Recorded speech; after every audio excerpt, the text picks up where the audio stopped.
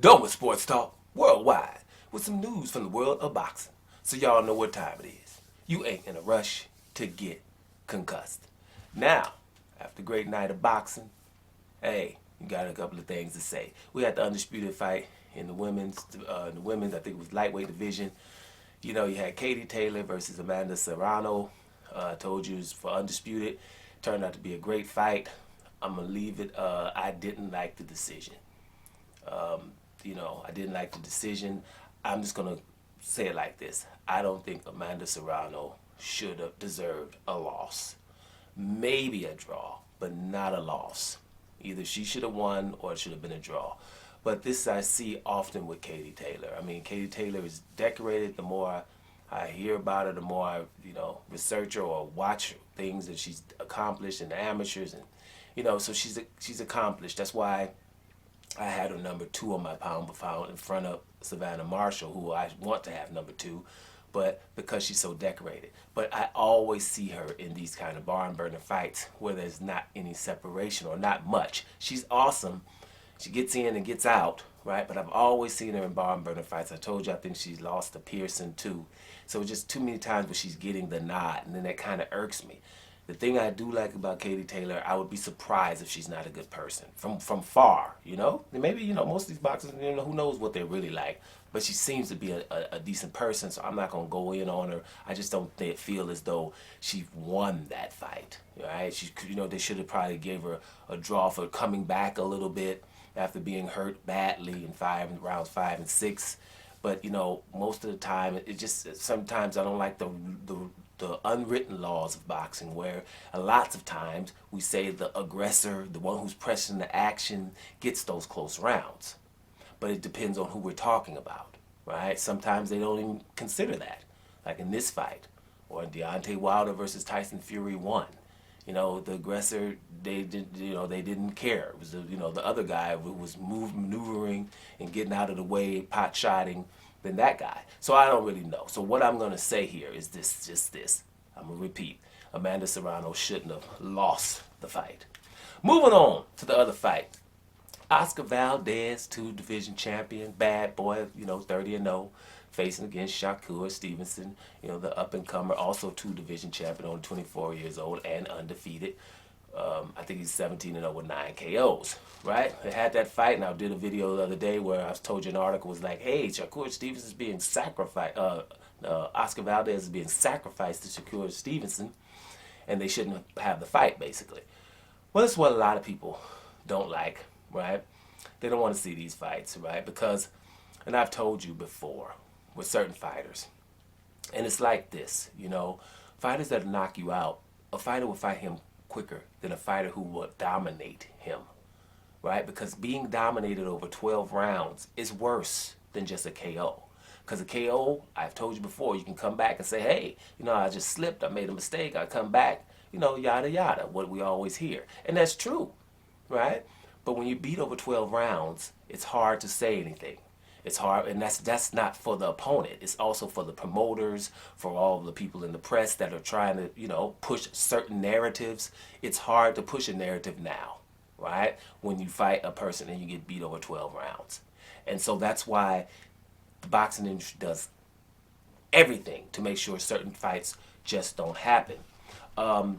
It's also a reason why, Bob Arum, who was in charge of this event, he left the stage at the press conference, and he's just not too enthused about the fight, because Bob Arum is the guy we know that has NBFs on his chalkboard throughout his, career as a promoter, and that's just non-black fighters or no black fighters. Keep your people away from black fighters. Now this is documented, right, and this is the truth.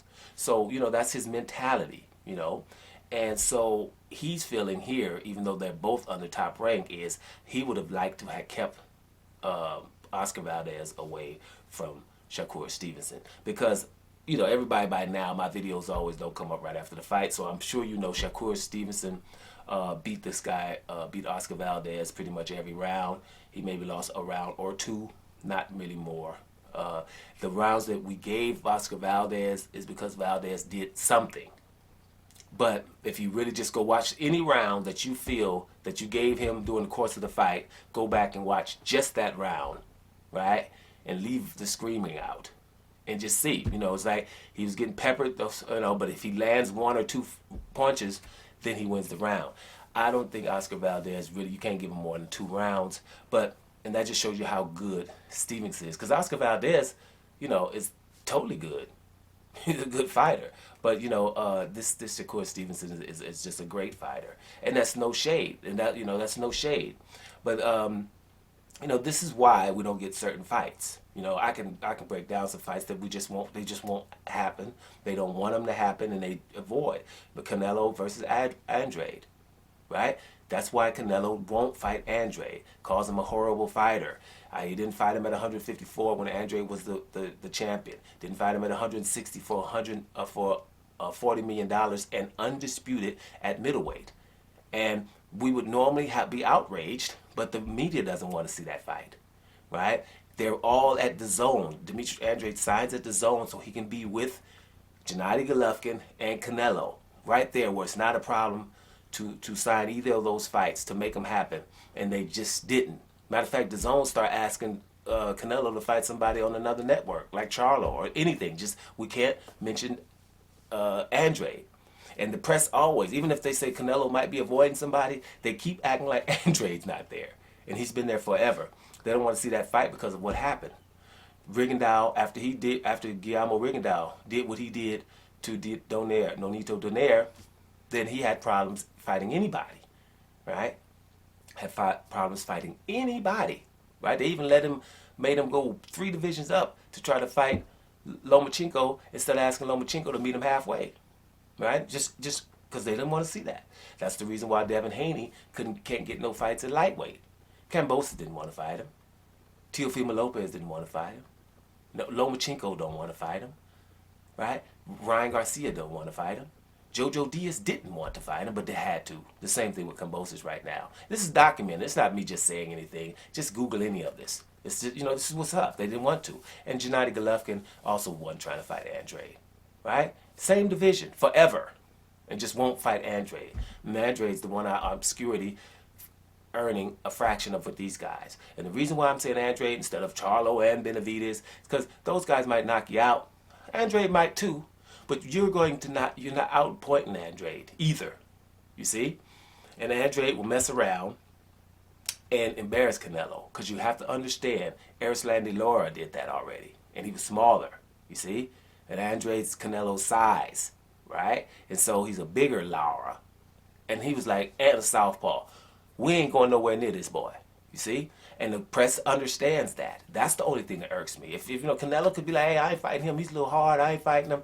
Give him his props so he can also be considered pound for pound and stuff, which he is by me. He's my second number 2 pound for pound, but that's just my personal list. You don't see Andrade nowhere in a pound for pound. And if the one that they call the very best avoids this guy officially for money, for titles, for undisputed, it doesn't matter. They just won't. And so you can't ask with Demetrius Andrade what he brings to the table, who is he, who has he fought. That who has he fought stuff, that doesn't apply to champions. He's been a champion since 2013 in the same division as Canelo. And they don't want to fight him because of things like this that can happen. You know what I'm saying? So I'm just saying, also there wasn't no, here's another thing. We didn't ever see Terrence Crawford versus Pacquiao either, did we?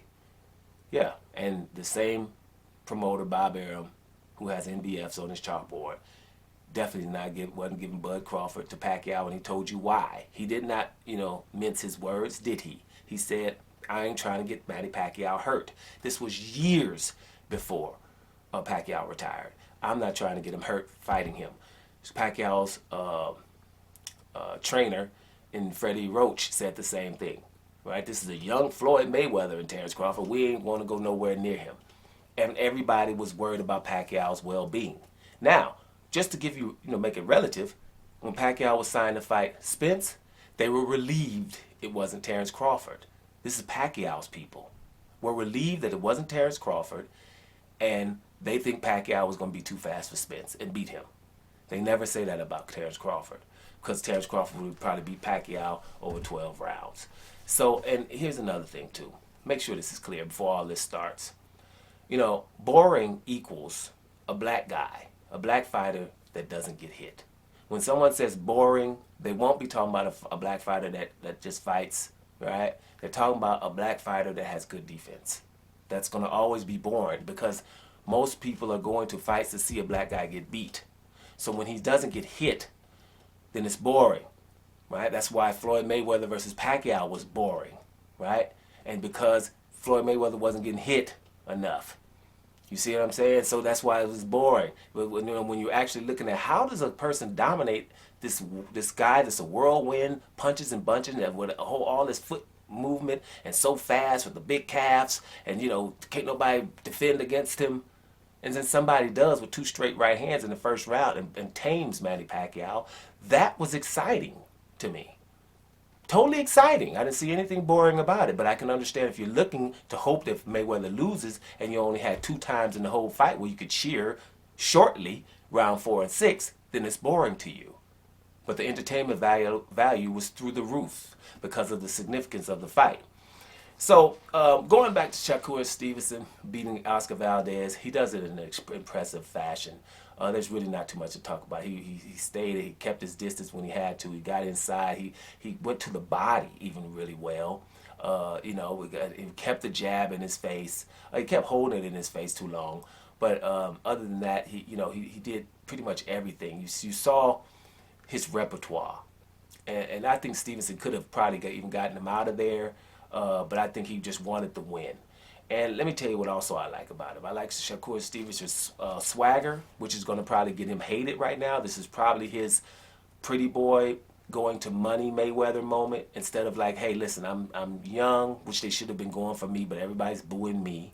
I'm real young, I smile, I'm nice, and they still don't like me. So why? So that's why after the fight, he even came in and said, you know, beating Oscar Valdez means I beat Eddie Reynoso, the trainer of him, and Canelo Alvarez. And he just said it, you know, upset the people so they can just, you know, we're taking sides here. You know, like Eddie Reynoso and Canelo, because they're avoiding fighters that they shouldn't be avoiding and still getting all the all the props as if they were fighting, and everybody's ignoring the fact of people that he can just blatantly ignore people and keep picking around them. So that's probably why, and you know, a few doping things that happen as well. But hey, we don't want to go into that. The bottom line is, you know, I'm not gonna say a star is born with Shakur Stevenson. I mean, he's obviously a great fighter. So I think the people will start wanting him to get beat now, and start, you know, probably hating on him, which is probably only gonna do good for him financially. I think just the platform of him able to exploit and show his talents on a major platform is just good for him.